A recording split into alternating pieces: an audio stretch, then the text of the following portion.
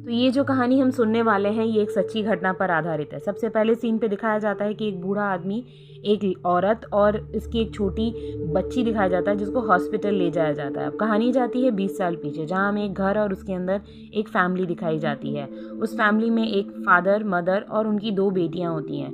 आदमी का नाम डॉन होता है, उसकी वाइफ का नाम आयरीन होता है और उसकी एक बेटी का नाम सारा और दूसरी बेटी का नाम एमी होता है। रात को चारों डिनर करते हैं, तभी सारा अपने डैड से पूछती है कि क्या मैं आज रात को अपनी दोस्तों की पार्टी में जा सकती हूँ, लेकिन डॉन मना कर देता है, जिस बात से सारा नाराज़ होती है और अपने कमरे में चली जाती है। आयरीन डॉन को बोलती है तुम्हें जाने देना चाहिए था, लेकिन डॉन गुस्सा हो जाता है। लेकिन सारा जो है थोड़ी ज़िद्दी बच्ची थी, वो खिड़की से बाहर कूद कर अपने बॉयफ्रेंड के साथ बाइक में बैठकर पार्टी के लिए चली जाती है। पार्टी में जाकर ये लोग थोड़ी मस्ती करते हैं और फिर वो अपने बॉयफ्रेंड क्रिस के साथ काफ़ी अच्छा टाइम स्पेंड करती है।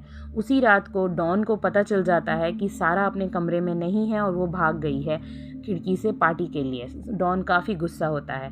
अगले दिन सुबह जब सारा खिड़की से कूद कर अपने घर के अंदर एंट्री लेने की कोशिश करती है तो डॉन सामने आ जाता है। वो कहता है कि तुम्हें खिड़की से जाने की ज़रूरत नहीं है, तुम कमरे के सामने की डोर से जा सकती हो। सारा समझ जाती है कि अब घर वालों को सब कुछ पता है। अब उस दिन डॉन जो है वो सारा पे काफ़ी ज़्यादा चिल्लाता है। सारा परेशान रहती है अपने डैड से। अभी उसी दिन शाम को वक्त जब सारा अपनी मॉम और अपनी बहन के साथ कमरे में बात कर रही होती है तो वो ये बोलती है कि जैसे 18 साल का बर्थडे क्लियर होगा मेरा, मैं अपने बॉयफ्रेंड के साथ अलग रहने लगूंगी।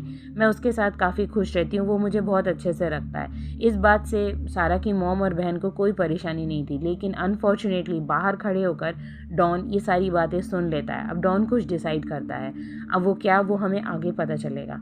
अगले दिन सुबह जब घर में डॉन की वाइफ आयरीन और एमी घर में नहीं होते हैं, सारा अकेले अपने बॉयफ्रेंड से बात कर रही होती है और डॉन घर पे होता है, तो डॉन सारा को बोलता है कि एक बड़ा सा बॉक्स है, उसे वो नीचे स्टोरेज में ले जाना है। तो सारा को डाउट होता है कि नीचे स्टोरेज तो है ही नहीं, लेकिन डॉन कहता है कि नहीं है, ब्रिटिश के टाइम पे ये स्टोरेज बना हुआ है, मुझे कुछ ही दिन पहले इसका पता चला।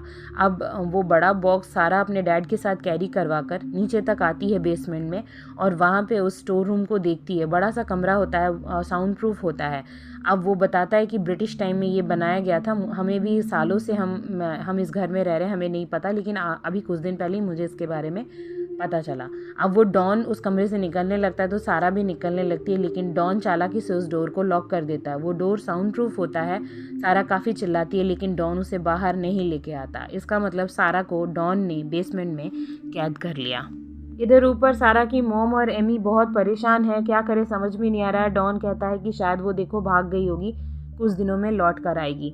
लेकिन यहाँ पे सारा बहुत जी तोड़ कोशिश करती है भागने की। कभी डॉन अंदर आता है तो उसे पुश करके भागती है, लेकिन डोर से बाहर निकलने के बाद भी एक और दरवाज़ा होता है, वो भी लॉक होता है। तो सारा के पास कोई रास्ता नहीं था बाहर जाने का। और यहाँ पे एमी और आयरीन जो है एक दिन पुलिस को भी बुला लेते हैं और कहते हैं कि हमारी बेटी गायब है। लेकिन डॉन इस बात को ऐसे बोल देता है पुलिस के सामने कि वो अपने बॉयफ्रेंड के साथ एक दिन भागने की बात कर रही थी, ज़रूर वो भाग गई होगी।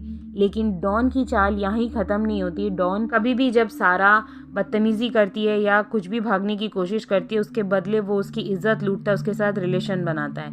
ये चीज़ अब आम बात हो गई थी। अब एक दिन की बात है जब क्रिस जो है वो घर में आता है सारा को ढूंढते हुए, तो जो डॉन है वो ये बोलता है कि सारा जो है वो अपने बगल में नेबर के साथ भाग गई है, वो उसके साथ बचपन से ही रिश्ता बनाए रखती थी। क्रिस को ये बात यकीन नहीं होती, क्रिस वहाँ से चला जाता है। अब यहाँ पे सारा का 18th बर्थडे होता है। डॉन एक केक लाता है और एक गंदी सी रेड ड्रेस लाता है। वो केक कटवाता है, उस रेड ड्रेस को पहनने के लिए बोलता है और फिर वो सारा के साथ रिलेशन बनाता है। अब यहाँ पे दिन ब दिन बीतते जाते हैं, 21-22 दिन हो जाते हैं, महीने बीत जाते हैं। डॉन इतनी बार सारा के साथ रिलेशन बनाता है कि सारा प्रेग्नेंट हो जाती है। डॉन डॉक्टर तो लाकर देता नहीं है, बल्कि एक बुक दे देता है जिसको पढ़कर सारा समझती है कि डिलीवरी कैसे करनी है, और वो खुद की डिलीवरी खुद ही करती है। एक बेटी पैदा होती है और उसका नाम मैरी रखा जाता है। और यहाँ पे मैरी को अस्थमा की बीमारी होती है। सारा उसको किसी तरीके से उसी बेसमेंट में पाल रही थी, बड़ा कर रही थी। अब एक दिन की बात है जब डॉन जो है ऊपर अपने वाइफ के साथ होता है, तो उसकी वाइफ कहती है कि क्यों ना हम एक प्राइवेट डिटेक्टिव हायर कर ले जो पता लगा सके सारा कहाँ गई है। इससे डॉन नाराज़ हो जाता है। एमी को धीरे धीरे डॉन पे डाउट होने लगता है, लेकिन वो भी कुछ नहीं कर सकती थी। यहाँ पे वक्त इतना बीत जाता है कि जो सारा है वो एक और बच्चे को जन्म देने वाली होती है। यहाँ पे सारा कहती है कि मेरा और मैरी का वक्त बीतता नहीं है, क्या आप हमें एक टीवी ला कर दे सकते हैं।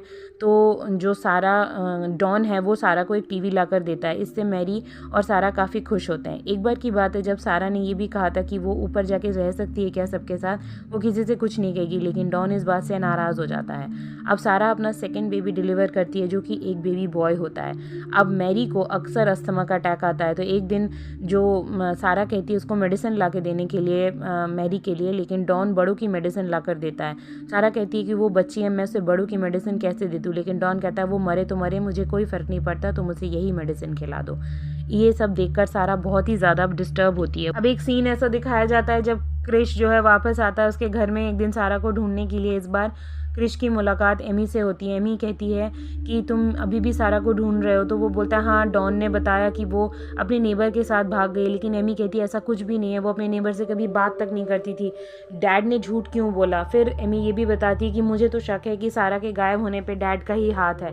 अब एमी को पूरी तरीके से डाउट हो चुका रहता है डॉन पे। घर में एक बहुत बड़ा तमाशा होता है आयरीन, एमी और डॉन के बीच में।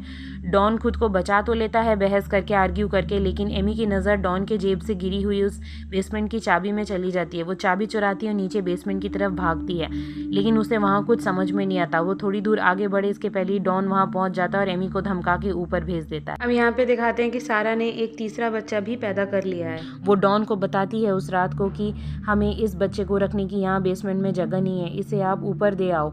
अब डॉन भी ये बात मान लेता है सारा की, और वो ऊपर उस बच्चे को बास्केट में रखकर दे आता है। अब आयरीन को बच्चा मिलता है। आयरीन काफ़ी खुश होती है।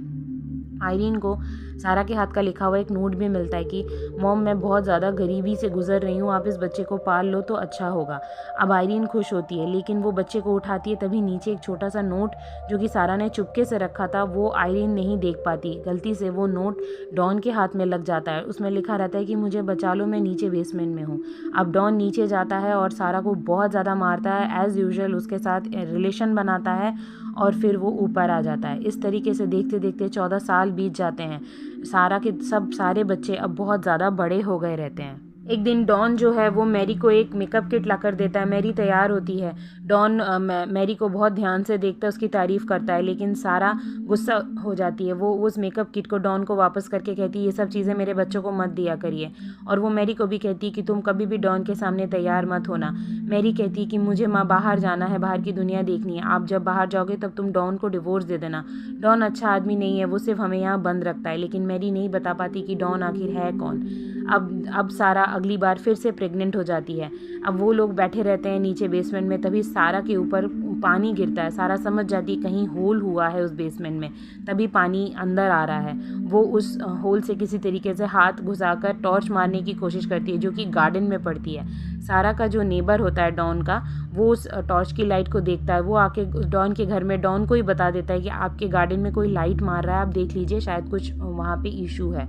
डॉन समझ जाता है कि नीचे बेसमेंट से कोई लाइट मारने की कोशिश कर रहा है। वो वापस आता है और सारा को बहुत ज़्यादा मारता है। सारा प्रेग्नेंट होती है। सारा का बच्चा पैदा हो जाता है, लेकिन वो मरा हुआ होता है। डॉन उसको ले जाकर मिट्टी के नीचे गाड़ देता है। अब डॉन एक मेंटल ट्रिक खेलता है अपने दोनों बच्चों के साथ बेसमेंट में। वो ये अपने बच्चों को ये बोलता है कि तुम लोग यहाँ से बाहर जा सकते हो, लेकिन अगर तुम्हारी मॉम इसी तरीके से बदतमीज़ी करती रही और भागने की कोशिश करती रही तो मैं तुम लोगों को कभी बाहर नहीं निकालूंगा। अब मैरी और माइकल जो हैं वो सारा के खिलाफ हो जाते हैं। वो कहते हैं कि आपकी वजह से ही शायद हम बाहर नहीं जा पा रहे हैं और हमको डैड ने बाहर नहीं जाने दिया है।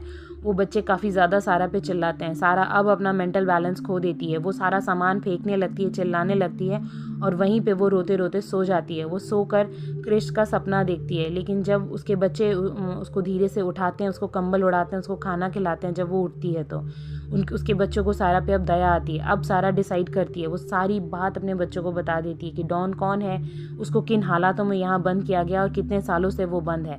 अब मैरी और माइकल दोनों ही डॉन के खिलाफ हो जाते हैं। एक दिन डॉन नीचे आता है तो माइकल उस पर हमला बोल देता है। डॉन अब बूढ़ा हो चुका रहता है। वो थोड़ा डर भी जाता है। उसे नहीं पता कि अब इन तीनों के साथ क्या करना है, क्योंकि तीनों जो है वो दिन ब दिन थोड़े ज़्यादा ही जो है तेज़ होते जा रहे थे।